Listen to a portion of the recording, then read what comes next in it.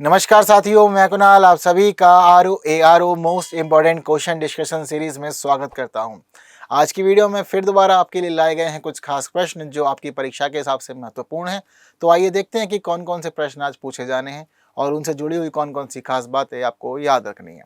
तो जो आज का हमारा पहला प्रश्न है, वो पहला प्रश्न में आपसे पूछा जा रहा है कि उत्तर प्रदेश में किसान आंदोलन के संदर्भ में निम्नलिखित कथनों पर विचार कीजिए। अब किसान आंदोलन की बात हमें देखने को यहाँ मिल रही।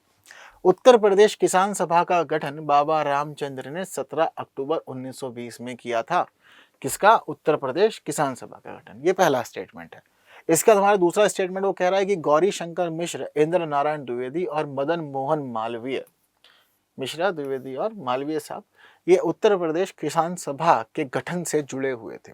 ये दूसरा स्टेटमेंट है। तो कह रहा है कि बताओ क्या स्थिति है, एक सही है, दो सही है, दोनों गलत है या दोनों सही है, क्या कहना चाहते हैं आप? तो पहले चलते हैं पहले स्टेटमेंट पे। कह रहा है कि उत्तर प्रदेश किसान सभा का गठन बाबा रामचंद्र ने 17 अक्टूबर 1920 में किया था। क्या ये बात सही है? देखिए, ये बात बिल्कुल ही गलत है। दरअसल उत्तर प्रदेश किसान सभा का गठन जो था वो गठन किया था गौरी शंकर मिश्र, इंद्र नारायण द्विवेदी और मदन मोहन मालवीय ने। और कह रहे हैं कि उत्तर प्रदेश किसान सभा के गठन से जुड़े थे, तो इसलिए तो ये बात अपने आप ठीक हो जाती है, क्योंकि उत्तर प्रदेश किसान सभा का गठन जो था वो इन्होंने किया था। तो दूसरा स्टेटमेंट तो हमारा पहले स्टेटमेंट से जुड़ करके ही ठीक हो जा रहा है। हालांकि रही बात बाबा रामचंद्र की, तो देखिए, बाबा रामचंद्र ने उत्तर प्रदेश किसान सभा का गठन नहीं किया। इन्होंने गठन किया था अवध किसान सभा का। ठीक है, तो अवध किसान सभा के मामले में इनको याद रखिएगा। और अवध किसान सभा के मामले में डेट भी जो है वो ठीक है, 17 अक्टूबर 1920 को किया था। वैसे जो उत्तर प्रदेश किसान सभा है, इसका गठन जो था, इसका गठन 1920 में तो बिल्कुल नहीं हुआ था, इससे 2 वर्ष पहले हुआ है 1918 में। ठीक है, तो पहला स्टेटमेंट हम लोग का क्या है, गलत हो जाएगा, और दूसरा स्टेटमेंट हम लोग का ठीक हो जाएगा। और अगर दूसरा स्टेटमेंट ठीक होगा तो उसका क्या मतलब है कि सिर्फ और सिर्फ बी, ऑप्शन 2, यानी कि केवल 2, दूसरा स्टेटमेंट ठीक हो जाएगा। ठीक है, तो बी सही है हम लोग का। चीज़ें क्लियर सभी लोग को? बढ़िया। तो एक्सप्लेनेशन जो है वो इसका आप लोग के सामने, आप लोग यहाँ भी देख सकते हैं। हालांकि आप में से बहुत सारे लोग कमेंट कर रहे थे, मैंने कल ही देखा, मैं देख नहीं पा रहा था, बीच में बिजी होने की वजह से क्लासेस में। तो देख लीजिए, पढ़ भी लीजिए, स्क्रीनशॉट भी ले लीजिए, सारा काम आप कर सकते हैं। और हाँ, लेकिन बहुत देर नहीं रुकेंगे, क्योंकि आप लोग पॉज करके पढ़ सकते हैं, ड्यूरेशन लंबा नहीं करेंगे वीडियो का। ठीक है, स्क्रीनशॉट चाहिए हो तो ले लीजिएगा। आइए अगला देखते हैं प्रश्न हमारा क्या कह रहा है। तो हमारा अगला प्रश्न कह रहा है कि निम्नलिखित कथनों पर विचार कीजिए। कोयला भंडार में उत्तर प्रदेश का भारत में चौथा स्थान है और उत्तर प्रदेश में सर्वाधिक कोयला उत्पादक जिला सोनभद्र है। तो देखिए, जब हम उत्तर प्रदेश में कोयले की स्थिति समझते हैं तो हमें पता है कि भाई उत्तर प्रदेश में कोयला अच्छी खासी मात्रा में तो पाया जाता ही है। ठीक है, उत्तर प्रदेश में कोयला जो हमें देखने को मिलता है कि गोंडवाना पत्थरों के अंदर पाया जाता है। तो उत्तर प्रदेश का अब कोयला भंडार के में स्थान कौन सा है, हमें ये देखना है। क्या चौथा स्थान है? ये बात ठीक है जी? ये बात ठीक नहीं है, क्योंकि चौथा स्थान नहीं है, 8वां स्थान है। ठीक है, तो 8वां स्थान है, याद रखिएगा। हालांकि उत्तर प्रदेश सर्वाधिक कोयला उत्पादक जिला सोनभद्र है, ये बात ठीक है, क्योंकि सबसे अधिक कोयला जो है वो यहाँ पाया जाता है, मिल जाता है हम लोग को। ठीक है, तो यहाँ पर दूसरा स्टेटमेंट सही है, पहला गलत है और दूसरा स्टेटमेंट सही है। तो उसका मतलब क्या हो जाएगा कि केवल 2, यानी कि बी हमारे प्रश्न का उत्तर हो जाएगा। कोई परेशानी नहीं। ठीक है, चीजें ये इसका एक्सप्लेनेशन आप लोग के सामने है। आइए आगे बढ़ते हैं, अगला प्रश्न देखते हैं। कह रहा है कि वर्ष 2011 की जनगणना के अनुसार उत्तर प्रदेश में घटते जनसंख्या घनत्व वाले जिलों का निम्नलिखित में से कौन सा एक सही क्रम है? तो घटते जनसंख्या घनत्व मतलब कि जो हम लोग की स्थिति होती है सबसे ज्यादा से फिर कम कम कम कम, हमें ये देखना है। तो पहले कह रहा लखनऊ, भदोही, गाजियाबाद और वाराणसी। अब नाम तो उसने हमें दे दिया, पर हमें ये भी तो पता होना चाहिए कि किस में जनसंख्या घनत्व कितना है, ये भी तो पता होना चाहिए। जैसे कि लखनऊ भी एक अच्छा खासा शहरी है, ठीक है, वाराणसी भी ऐसी है, गाजियाबाद भी ऐसी, भदोही भी ऐसी, यानी कि लग रहा है कि अच्छे खासे डेवलप्ड है, तो जनसंख्या घनत्व तो अच्छा होगा ही होगा। जैसे कि अगर हम लोग बात करें भाई लखनऊ के अंदर जनसंख्या घनत्व कितना है लखनऊ का, तो देखिए लखनऊ के जनसंख्या घनत्व को पढ़ते समय पता लगता है कि यहाँ का जनसंख्या घनत्व है 1816, ये इसका जनसंख्या घनत्व है। अब बात करते हैं भदोही की, तो भदोही का जनसंख्या घनत्व कितना है? इसका है 1555। गाजियाबाद की बात करें तो गाजियाबाद का जनसंख्या घनत्व कितना है? गाजियाबाद का जनसंख्या घनत्व हो जाता है 3971। और वाराणसी या बनारस जिसको हम लोग कहते हैं, इसका घनत्व कितना है? इसका है 2395। अब हमें ये देखना है सबसे ज्यादा वाला सबसे पहले और बाद में फिर घटते क्रम में अरेंज करना है हमें इसको। ठीक है, ये स्थिति होनी चाहिए। तो अगर चारों का सीक्वेंस देख रहे हैं तो पता क्या लग रहा है कि ए तो हमारा ऑप्शन बिल्कुल नहीं हो सकता, कतई उत्तर नहीं है, क्योंकि 1816 पहले दिख रहा है और बाकी बाद में आ रहे हैं, तो नहीं होना चाहिए। सबसे पहले तो हमें लेके चलना पड़ेगा गाजियाबाद। तो इस हिसाब में या तो बी सही हो सकता है या फिर सी सही हो सकता है, दोनों ही सही हो सकते हैं। पहले तो गाजियाबाद के हिसाब से बी या फिर सी, देखते हैं। अब गाजियाबाद का क्या होना चाहिए, गाजियाबाद का होना चाहिए वाराणसी 2395 के साथ। यहाँ तो भदोही दे रखा है, तो ये तो हमारा अब होगा ही नहीं, यहाँ पर गलत हो गया। यहाँ पर वाराणसी है, वाराणसी का होना चाहिए लखनऊ 1816, और उसके बाद सबसे आखिर में भदोही 1555। भदोही के बाद अगर बात करें तो 5 टॉप जिलों के अंदर जनसंख्या घनत्व के मामले में 5वां जिला जो था वो कानपुर नगर रहा था। ठीक है, तो गाजियाबाद, वाराणसी, लखनऊ, भदोही और फिर कानपुर नगर, ये टॉप 5 है। अगर आपसे पूछा जाए सबसे कम जनसंख्या घनत्व वाले 5 राज्यों को, 5 जिले कौन से हैं उत्तर प्रदेश के अंदर, तो उन 5 जिलों के मामले में कोई नाम याद रखना है, ललितपुर का, सोनभद्र का, हमीरपुर का, महोबा का और चित्रकूट का। चीजें क्लियर हैं सारी, तो इसके हिसाब से सी हो जाएगा हमारे प्रश्न का सही उत्तर। ठीक है, एक्सप्लेनेशन इसका ये यहाँ पे आप लोग के स्क्रीन पर है, कोई परेशानी नहीं। चलिए पढ़ लीजिएगा, आगे बढ़ते हैं। अगला प्रश्न देखते हैं हमारा क्या कह रहा है। तो हमारा अगला प्रश्न कह रहा है कि उत्तर प्रदेश में पाई जाने वाली थारू जनजाति के संदर्भ में निम्नलिखित कथनों पर विचार करना है। तो थारू जनजाति पर रखना है फोकस। पहले कह रहे हैं कि थारू जनजाति उत्तर प्रदेश के तराई क्षेत्र, जिसमें महाराजगंज, सिद्धार्थनगर, बलरामपुर, श्रावस्ती, बहराइच और लखीमपुर शामिल है, उसमें पाई जाती है, यानी कि तराई क्षेत्र में पाई जाती है। दूसरे में कह रहा है कि थारू जनजाति में अनुलोम प्रतिलोम विवाह प्रचलित है। तो देखिए पहला स्टेटमेंट जो है वो इसके एरिया के बारे में है। तो देखिए एरिया के बारे में स्थिति जो है वो बिल्कुल ठीक है। थारू जनजाति हमें उत्तर प्रदेश के तराई क्षेत्रों में ही देखने को मिलती है। ठीक है, इसका संबंध जो है वो संबंध किरात वंश से होता है, तो यहाँ पर पाई जाती है, पहली बात ठीक है। दूसरे में कह रहा है कि थारू जनजाति में अनुलोम प्रतिलोम विवाह प्रचलित होता है। अब अनुलोम प्रतिलोम विवाह का मतलब क्या है, पहले तो हमें यह पता होना चाहिए। तो देखिए अनुलोम प्रतिलोम विवाह का मतलब ये होता है कि जब अनुलोम विवाह होगा तो इसमें जो पुरुष है, पुरुष अपने से निम्न जाति की महिला से विवाह करेगा तो उसे अनुलोम विवाह कहेंगे, और अगर पुरुष अपने से ऊंची जाति की महिला से विवाह करता है तो ऐसी स्थिति में प्रतिलोम विवाह उसको कहा जाता है। ये होते हैं अनुलोम प्रतिलोम विवाह, और कुछ नहीं होता है। मतलब कभी कभी नाम सुनने लगता है क्या टेक्निकल टर्म आ गई है, तो टेक्निकल जैसा कुछ नहीं, सिंपल कहानी है अपने सामने। ठीक है, तो थारू जनजाति में अनुलोम और प्रतिलोम विवाह प्रचलित हैं। तो देखिए ये वाली बात बिल्कुल गलत है। दरअसल थारू जनजाति से जुड़ा हुआ नहीं है अनुलोम प्रतिलोम विवाह।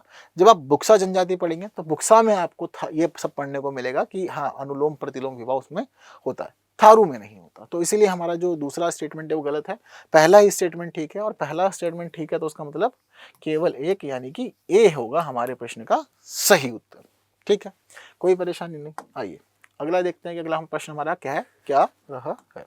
हमारा अगला प्रश्न जो है वो कह रहा है कि उत्तर प्रदेश के सीमावर्ती जिलों के संदर्भ में निम्नलिखित कथनों पर विचार कीजिए। तो सीमावर्ती जिलों की बातचीत करनी है। 2 स्टेटमेंट दिया हुआ, पहला कह रहा है कि उत्तर प्रदेश से सटे राज्यों की संख्या 8 है। दूसरे में कह रहा है कि उत्तर प्रदेश के सर्वाधिक 7 जिले मध्य प्रदेश से सटे हुए हैं। 2 चीजें, हालांकि देखने वाली बात है कि मध्य प्रदेश से सबसे ज्यादा जिले लगते तो है, लेकिन 7 ही जिले लगते हैं या ज्यादा, ये देखना होगा।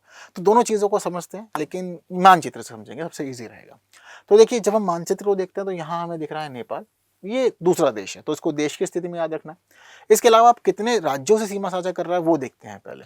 तो देखिए यहाँ पर है पहले हरियाणा, ये पहला, फिर दूसरा हो गया हिमाचल, तीसरा उत्तराखंड हो गया, चौथा बिहार हो गया, पांचवा झारखंड, छठा छत्तीसगढ़, सातवां जो है वो मध्य प्रदेश और 8वां राजस्थान। ठीक है, तो टोटल 8 स्टेट से सीमा साझा कर रहा है, ये तो हमें देखने को यहाँ पर मिल जा रहा है। तो इस हिसाब में जो हमारा पहला स्टेटमेंट ये ठीक है। हालांकि आपको यहाँ पर दिल्ली भी दिख रहा होगा, दिल्ली से भी सीमा लगी हुई है। हालांकि दिल्ली का क्रम है तो होना तो 9वां चाहिए, लेकिन 9वां को तब गिनते हैं जब हम ये कहते हैं कि एक यूटी भी लग रहा है, क्योंकि दिल्ली जो है वो यूटी है। तो उत्तर प्रदेश 8 राज्यों से सीमा साझा करता है, एक यूटी से सीमा साझा करता है, और कुल राज्यों और यूटी के मामले में 9 संख्या हो जाती है। चीजें क्लियर है सभी को। तो पहला स्टेटमेंट हमारा बिल्कुल ठीक है, क्योंकि 8 राज्यों से ही सीमा साझा कर रहा है। दूसरी बात ये कह रहा है कि उत्तर प्रदेश के सर्वाधिक 7 जिले मध्य प्रदेश से सटे हुए हैं। एक बार ये भी देख लेते हैं कि 7 ही हैं या फिर ज्यादा हैं या कम है। तो देखिए मध्य प्रदेश की कहानी यहाँ से शुरू होती है। तो सबसे पहले सोनभद्र 1 हो जाएगा, सोनभद्र के बाद मिर्जापुर 2, प्रयागराज 3, इसके बाद चित्रकूट 4, बांदा 5, महोबा 6, झांसी 7, ललितपुर 8, और इसके बाद जालौन 9, इटावा 10, आगरा 11। ठीक है, तो कितने जिले दिख रहे हैं हमें यहाँ पर? 11 डिस्ट्रिक्ट दिख रहे हैं जो एमपी से जुड़े हुए हैं। और कहानी यहाँ पर 7 जिलों पर अगर रोक दी गई है, यानी कि हमारा दूसरा स्टेटमेंट गलत है, पहला स्टेटमेंट ठीक है। तो पहला स्टेटमेंट ठीक है, इसका मतलब क्या होगा कि केवल एक ए है हमारे प्रश्न का सही उत्तर। चीजें क्लियर हैं सभी को? बढ़िया। अगला प्रश्न देखते हैं हमारा क्या कह रहा है। तो हमारा जो अगला प्रश्न है वो कह रहा है कि स्वदेश दर्शन 2.0 योजना के संदर्भ में निम्नलिखित कथनों पर विचार कीजिए। यह योजना संस्कृति मंत्रालय द्वारा शुरू की गई है। इसके तहत नैमिषारण्य को पर्यटन गंतव्य के रूप में विकसित किया जा रहा है। तो देखिए इस योजना को शुरू किसने किया, सबसे पहले तो ये समझना होगा। तो देखिए ये योजना संस्कृति मंत्रालय ने शुरू नहीं की है, ठीक है। स्वदेश दर्शन जो है दरअसल ये योजना है पर्यटन मंत्रालय की, उत्तर प्रदेश की, ठीक है। और अब तक इस योजना के तहत 76 परियोजनाओं को मंजूरी दी जा चुकी है। हालांकि देखा गया कि थोड़े दिन पहले ही इसका स्वदेश दर्शन 2.0 शुरू हुआ है, और जो स्वदेश दर्शन 2.0 शुरू किया गया उसमें हम देखते हैं कि नैमिषारण्य का नाम भी शामिल है, प्रयागराज का नाम भी शामिल है, नैमिषारण्य का नाम भी शामिल है। और नैमिषारण्य इस मामले में खास है कि इस स्थान के लिए ऐसा माना जाता है कि ये बहुत पवित्र है और अभी भी कलयुग की एंट्री यहाँ पर नहीं हुई, कलयुग को यहाँ पर आने से मना किया हुआ है कि भाई आप यहाँ नहीं आओगे। तो सबसे पवित्र स्थल इसको माना जाता है इस रूप में। तो नैमिषारण्य को इसमें शामिल किया गया है, ठीक है। तो ये बात बिल्कुल ठीक है, तो दूसरा स्टेटमेंट ठीक हो जाएगा, पहला गलत हो जाएगा। और जब दूसरा स्टेटमेंट ही ठीक है तो प्रश्न का उत्तर क्या रहेगा? सी रहेगा, क्योंकि केवल 2 ही ठीक है, बाकी नहीं है, ठीक है। तो इससे जुड़ी हुई बात ये लोग यहाँ पर आप लोग देख सकते हैं। चीज़ें क्लियर हैं सभी आप लोग को? बढ़िया। तो आइए अगला देखते हैं प्रश्न हमारा क्या कह रहा है, क्योंकि युग्म आ गए हैं अब हमारे पास में। 2 सूचियां हैं, युग्म मिलाना है हमें। एक तरफ लोक नृत्य है, दूसरी तरफ राज्य है। थय्यम, अंकिया नाट, भांड पाथेर और माचा, ये लोक नृत्य हैं और संबंधित किस राज्य से ये बताना है। जैसे कि थय्यम है, अब थय्यम किस राज्य से जुड़ा हुआ है? थय्यम के सामने केरल लिखा हुआ है, क्या केरल का ही लोक नृत्य है या किसी और का? तो देखिए केरल इस मामले में ठीक है, ए के लिए हम लोग को एक ही लेना होगा, क्योंकि थय्यम जो है ये केरल का ही एक लोक नृत्य है और अनुष्ठानिक कला नृत्य इसको कहा जाता है। मंदिरों और पवित्र उपवनों में जनरली इसको किया जाता है। इसमें नृत्य, प्रहसन और संगीत शामिल होते हैं, तो ठीक है इस मामले में, ठीक है। जैसे कि इसके बाद हम देख रहे हैं कि यहाँ पर अंकिया नाट का नाम लिखा हुआ है। तो अंकिया नाट दरअसल क्या है? मध्य प्रदेश का लोक नृत्य नहीं है। अंकिया नाट जो है वो जम्मू कश्मीर का भी नहीं है। तो अंकिया नाट किसका हो जाएगा? असम का लोक नृत्य हो जाएगा। तो अंकिया नाट असम का लोक नृत्य है और काफ़ी खास है। वहाँ के मामले में देखा जाता है कि ये वैष्णव संत श्री शंकर देव ने शुरू किया था, ठीक है। और उनका मुख्य उद्देश्य था लोक जागरण, तो उन्होंने अपना लोक जागरण अभियान शुरू किया था, तो उसमें इसको किया करते थे वो। इसके अलावा भांड पाथेर, ठीक है। तो भांड पाथेर की कहानी जो है वो मध्य प्रदेश से जुड़ी हुई नहीं है, जम्मू कश्मीर से जुड़ी हुई है, ठीक है। तो ये ठीक जगह पर है अपने यहाँ, सी के लिए 3 लेंगे। भांड पाथेर जम्मू कश्मीर का लोक नृत्य है, अच्छी खासी शैली है। और उसके अलावा माचा की बात करें तो माचा किसका हो जाएगा? मध्य प्रदेश का लोक नृत्य हो जाएगा, ठीक है। तो 1 4 3 2 हमारे प्रश्न का उत्तर रहने वाला है। तो 1 3 4 2 ये तो नहीं रहेगा, 1 4 3 2 ये हो जाएगा हमारे प्रश्न का सही उत्तर, यानी कि बी है हमारे प्रश्न का सही उत्तर, ठीक है। किसी को कोई परेशानी तो नहीं? ईजी है, चीज़ें क्लियर हैं, ठीक है। आगे बढ़ते हैं। अब देखते हैं कि शास्त्रीय नृत्य कथक के लिए किसे उस्ताद बिस्मिल्लाह खां युवा पुरस्कार 2023 प्रदान किया गया? पिछले साल का करंट अफेयर है। मेघ रंजनी मेधी, अपूर्वा जयरमन, मुकुंद सेकिया और विद्यामोल प्रदीप, 4 ऑप्शन है हमारे पास में। तो देखिए सबसे पहले जो है ये चारों ही नाम ऐसे हैं जिनको प्रदान किया गया है उस्ताद बिस्मिल्लाह खान युवा पुरस्कार 2023, लेकिन अलग अलग श्रेणियों में। जैसे कि मेघ रंजनी मेधी जो है इनको दिया गया है ये कथक के लिए, ठीक है। तो कथक के लिए इनको दे दिया गया है मेधारंजनी मेघी को। इसके अलावा अपूर्वा जयरमन की हम लोग बात करें तो देखिए अपूर्वा जयरमन को किसके लिए दिया गया है? ये दिया गया इनको भरतनाट्यम के लिए, ठीक है। मुकुंद सेकिया को किसके लिए दिया गया है? तो देखिए मुकुंद सेकिया को ये जो पुरस्कार है ये पुरस्कार दिया गया है एक खास ऐसे ही लोक नृत्य के लिए, इसको कहा जाता है सतरिया, ठीक है। तो यहाँ पर सतरिया हमें लिखना होगा। और इसके अलावा विद्यामोल प्रदीप को ये क्यों दिया गया? इनको दिया गया है ये मोहिनीअट्टम के लिए, ठीक है।